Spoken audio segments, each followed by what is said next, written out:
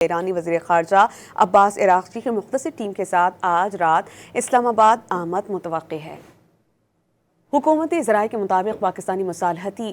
Team سے اہم بات چیت اور گفتگو کے نتیجے میں امریکہ اور ایران کے درمیان اسلام آباد امن مذاکرات کا دوسرا راؤنڈ متوقع ہے۔ امریکہ کی لاجسٹک اور سیکیورٹی ٹیم مذاکراتی عمل کے لیے اسلام آباد میں پہلے سے موجود ہے۔ ایرانی وزیر خارجہ کی پاکستانی ہم منصب اسحاق ڈار اور فیلڈ مارشل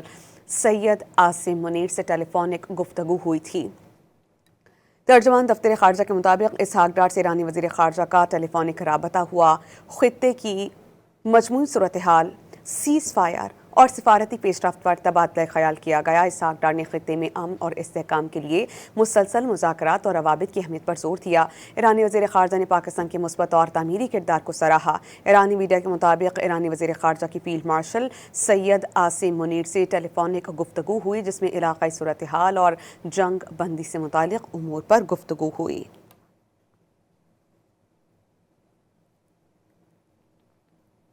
آپ کو اس بارے میں بتائیں کہ یہ ایک طرف یہ اہم ڈیولپمنٹ ہے، تو دوسری طرف ہم نے دیکھا کہ chairman joint chiefs of staff general Dan Caine اور امریکی وزیر دفاع پیٹ ہیگسیت نے مشترکہ پریس بریفنگ کی اور ایران کو کہا کہ ایران کے پاس ایٹمی ہتھیار وہ نہیں بنا سکتا اور یہ ڈیل کا ایک اہم موقع ہے۔ ایرانی وزیر خارجہ عباس عراقچی مختصر ٹیم کے ساتھ آج رات اسلام آباد پہنچ رہے ہیں۔ واضح رہے کہ ایرانی پارلیمنٹ کے اسپیکر باقر غالباف اس وفد میں موجود نہیں ہوں گے۔ یہ بھی آپ سے واضح رہے کہ اس سے قبل 11 اپریل کو ایران اور امریکہ کے درمیان مذاکرات کا پہلا دور ہوا تھا، جس میں امریکی اور ایرانی وفود شریک تھے۔ ایرانی وفد کی قیادت نائب صدر جے ڈی وینس کر رہے تھے، جبکہ جاریڈ کوشنر اور اسٹیو وٹکوف بھی مذاکرات کے پہلے مرحلے میں شامل تھے۔ ایرانی پارلیمنٹ باقر غالباف کی سربراہی میں ایرانی وفد میں وزیر خارجہ عباس عراقچی شامل تھے۔ ایرانی میڈیا کے مطابق عباس عراقچی پہلے پاکستان آئیں گے، وہ پاکستانی آفیشل سے بات چیت کریں گے اور پھر اس کے بعد وہ جائیں گے مسقط اور مسقط کے بعد وہ ماسکو روانہ ہوں گے۔ وہاں پر مسقط کے آفیشل سے بات چیت ہوگی اور ماسکو میں روسی اعلیٰ حکام سے بات چیت ہوگی اور اس تمام تر صورتحال پر پھر اسٹریٹجی بنائی جائے گی۔ پاکستان ایک مصالحت کار اور فیسیلیٹیٹر کا کردار ادا کر رہا ہے۔ پاکستان کی پوری کوشش ہے کہ خطے میں امن اور استحکام آئے اور ایران جو اس وقت جنگی صورتحال میں ہے اور اسرائیل اور امریکہ کی جانب سے جو جنگ ان پر مسلط کی گئی، یہ کسی طور معاملہ افہام و تفہیم سے حل ہو جائے۔ واضح رہے کہ امریکہ کی جانب سے دباؤ یہ ڈالا جا رہا ہے کہ ایران کسی طور ایٹمی ہتھیار نہ بنائے، جبکہ ایران یہ سمجھتا ہے کہ یہ اس کا بنیادی حق ہے اور عالمی قوانین کے مطابق وہ اپنے دفاع کے طور پر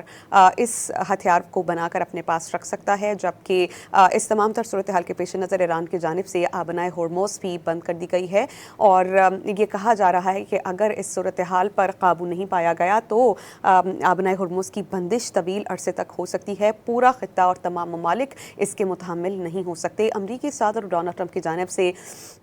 اپنے اتحادیوں کو کہا گیا، نیٹو ممالک کو کہا گیا، آسٹریا کو کہا گیا، آسٹریلیا کو کہا گیا کہ وہ امریکہ کا ساتھ دیں اور آبنائے ہرمز کو کھلوانے میں ان کی مدد کریں اور دوسرے ممالک یہ سمجھتے ہیں کہ امریکہ نے یہ اقدام شاید ٹھیک نہیں اٹھایا، اس لیے امریکہ کو اپنے طور پر اس معاملے کو حل کرنا چاہیے۔ اسرائیل اور امریکہ کی جانب سے جب ایران پر جنگ مسلط کی گئی تھی تو ایران یہ موقف اپناتا ہے کہ یہ مذاکرات کے پہلے دور میں بھی یہی ہوا کہ ہماری اعلیٰ قیادت کو ٹارگٹ کیا گیا، پھر مذاکرات کا دوسرا دور جب ہو رہا تھا تب بھی ہماری اعلیٰ قیادت کو ٹارگٹ کیا گیا، اور اب جب کہ مذاکرات کا ہی دور جاری تھا، تمام شرائط مان لی گئی تھیں اور یہ سلسلہ آگے بڑھ رہا تھا، پھر ہم پہ جنگ مسلط کی گئی اور ان کی اعلیٰ قیادت کو تقریباً ختم کر دیا گیا۔ اب ایران چاہتا ہے کہ کسی طور اس معاملے کا حل یوں نکلے کہ دہائیوں تک ایران پر کوئی جنگ مسلط کرنے کی جرات نہ کر سکے، جبکہ امریکہ پر اندرونی دباؤ ہے۔